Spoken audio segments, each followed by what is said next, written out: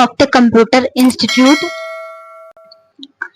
जैसा कि आप देख सकते हैं, DCS second semester IT trend subject में हम फ्यूचर ऑफ मल्टीमीडिया के बारे में स्टडी कर चुके थे। अगर अभी तक आपने पिछली वीडियोस नहीं देखी हैं, तो आप हमारे YouTube channel Softtech computer institute में जाके देख सकते हैं। आज का हमारा टॉपिक है मल्टीमीडिया कंपोनेंट्स टेक्स्ट। इसके बारे में हम डिटेल में स्टडी करेंगे। तो चलिए स्टार्ट करते हैं। Multimedia component text.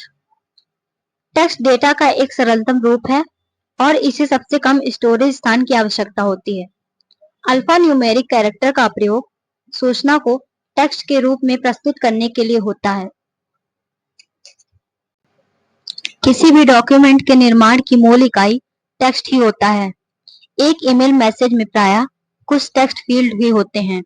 हाल ही में हुए इंटरनेट और वर्ल्ड वाइड वेब के विस्फोट से टेक्स्ट का महत्व पहले की अपेक्षा और भी ज्यादा बढ़ गया है। नेक्स्ट है रिच टेक्स्ट।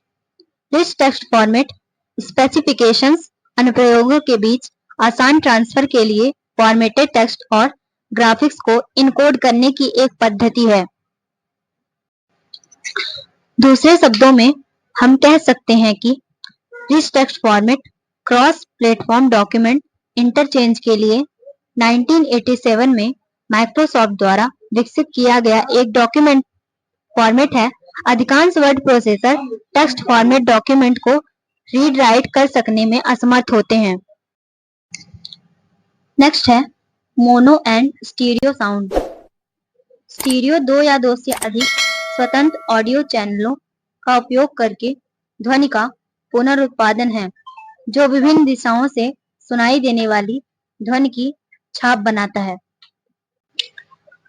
अर्थात और स्टीरियोफोनिक ध्वनि का वर्गीकरण है।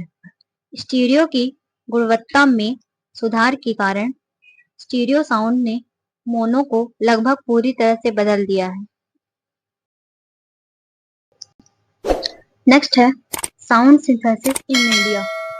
वह प्रक्रिया जिससे एक साउंड कार्ड म्यूजिक तैयार करता है को साउंड सिंथेसिस या ऑडियो सिंथेसिस कहा जाता है। डायलॉग म्यूजिक या अन्य साउंड इफेक्ट को या तो ऑडियो साधनों से या साउंड सिंथेसिस से प्राप्त किया जा सकता है। डिजिटल रूप से कैप्चर किया गया audio high quality sound reproduction प्रदान करता है और यह डायलॉग और म्यूजिक सीक्वेंस के लिए भी उपयोगी होता है। साउंड सिंथेसिस तकनीकी दो तरह की होती हैं। First FM synthesis, second wave table synthesis. FM synthesis एक पुरानी तकनीकी है। पहले साउंड कार्ड फ्रीक्वेंसी मॉड्यूलेशन के लिए एक रेंज के साथ ब्लेड करके ऑडियो उत्पन्न करा लेते थे, जो ओरिजिनल एनालॉग साउंड डेटा की तरह होता था। वेब टेबल सिंथेसिस में साउंड्स बिल्कुल वैसे ही आते हैं जैसे ओरिजिनल म्यूजिक उपकरणों से आती हैं। वेब टेबल सिंथेसिस तकनीकी के साथ आने वाले साउंड कार्ड में कई प्रकार के बिल्ट इन साउंड सैंपल्स होते हैं। नेक्स्ट है analogue versus digital sound. Analogue और डिजिटल सिग्नल के विभिन्न रूप हैं। सिग्नल्स का उपयोग एक डिवाइस से दूसरे डिवाइस तक की जानकारी ले जाने के लिए किया जाता है। एनालॉग सिग्नल्स एक निरंतर तरंग है।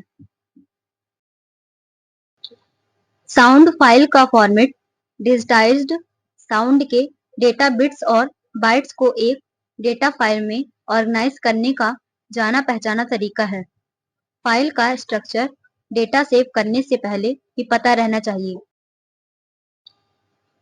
अब नेक्स्ट है types of audio formats. Audio formats की बात करें तो अलग अलग प्लेटफॉर्म्स के लिए अलग अलग ऑडियो फॉर्मेट्स होते हैं। स्मार्टफोन या कंप्यूटर्स में गाने सुनने के लिए अलग फॉर्मेट्स होते हैं।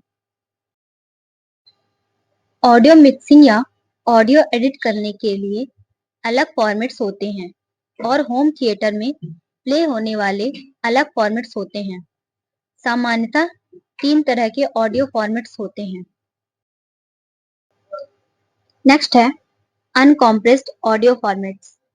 जो ऑडियो आर्टिस्ट साउंड रिकॉर्ड करते हैं, क्रिएट करते हैं, एडिट करते हैं, इफेक्ट्स देते हैं, उसको जो ओरिजिनल रॉ आउटपुट निकलता है उसे हम अनकम्प्रेस्ड ऑडियो फॉर्मेट कहते हैं। नेक्स्ट है lossy compressed audio format.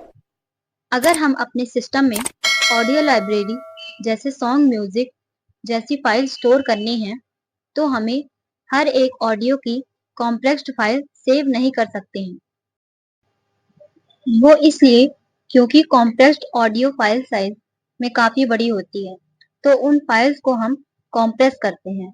Compress करने के बाद उनकी फाइल साइज तो बहुत ही कम हो जाती है। लॉसी कॉम्प्रेशन से बिल्कुल अलग, जिसमें कॉम्प्रेशन के बाद भी साउंड क्वालिटी लॉस नहीं होती है, उसे लॉसलेस कॉम्प्रेस्ड ऑडियो फॉर्मेट कहते हैं। पर यहाँ file size lossy compressed file जितनी छोटी नहीं होती। ये file size lossy compressed file से 2 से 5 गुना तक बड़ी हो सकती है।